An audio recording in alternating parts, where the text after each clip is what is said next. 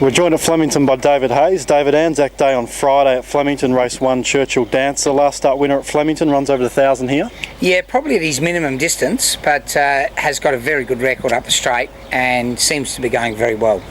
Race 2, Duck Dynasty, runs over the 1,400 after a nice debut run at the Valley in mid-March. Yeah, look, a really competitive race, a horse of great promise. I'd suggest one to follow for the future. We're a little bit in between what tactics we'll do from the awkward barrier. We're not sure if we're going to go forward or back, but he'll be very strong at the end of the race. Race 4, Spacecraft surprised many last start, winning a big odd. Steps up to the mile here. Can he string 2 wins together? Same old story. He looks like he's improved. I think he's probably better at a mile than he is 1,400. Tends to get an uncontested much easier. Going well, the old horse, so hopefully he can put a couple together. 2 runners in race 5 over the 2,600, starting with Unchain My Heart with Dwayne Dunn on. Yeah, this filly I thought Mia ran really well in the 1,700 the other day, and I think whatever she does she'll be improved on. She's been set for the Andrew Ramsden, and the stablemate Randwick, we saved him for a better track, and I think we're going to get it at Flemington, and he's very fit and going really well. Could get up at long odds. Race 6, the St Ledger, Honey Steals Gold, finished strongly last start over the 1.5 miles, 2,800 looks to suit.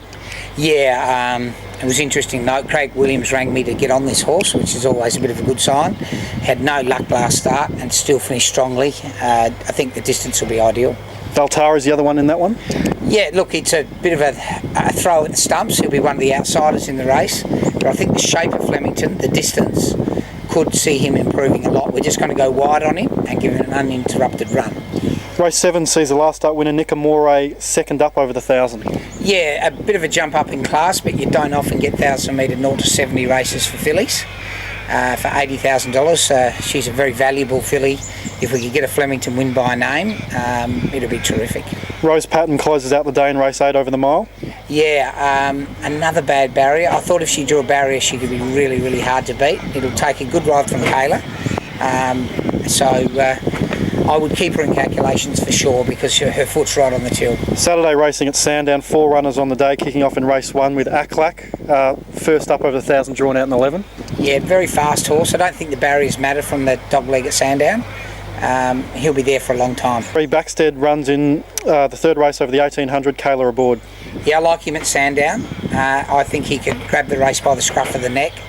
And early in the day at Sandown, often leaders are hard to catch. I think he'll race on the pace and be hard to beat. Race 5, Olivier, tad disappointing second up, down the straight, runs over the 1,300 here. Yeah, expecting to see a different horse. Raced a bit fresh the other day, but we've kept the work up to him, and his best form's good enough to figure in the finish here. Talented mare Girl Guide runs in race 6 over the 1,300, going for 3 in a row. Yeah, probably was a millimetre or 4 in a row, so good mare, sister to Gregor's. Hopefully it's a big day for the Satnav family. Group 1 racing at Morville on Saturday. Race 3, Tender, runs over the 1,050. Very good last start, drawn 10 here.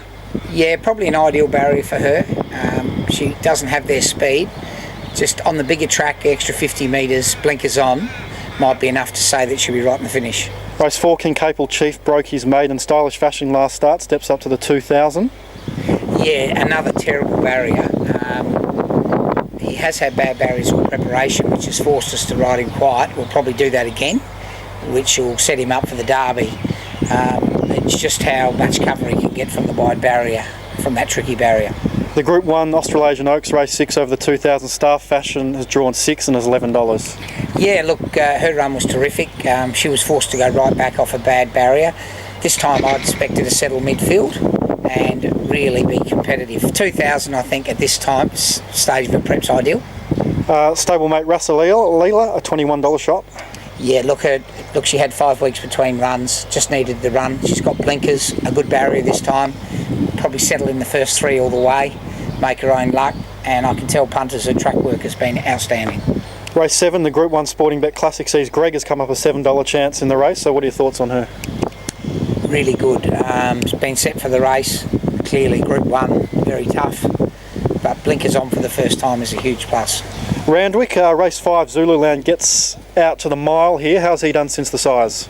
Look, he's thrived.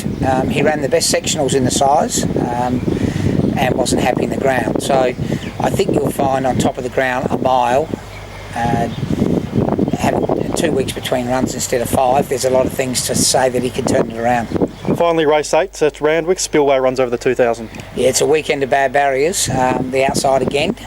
We're just going to ride him probably in a relaxed fashion and produce him. Hopefully Randwick, after 3 big days of racing, that's the place to be. So what are you keen on this weekend, David?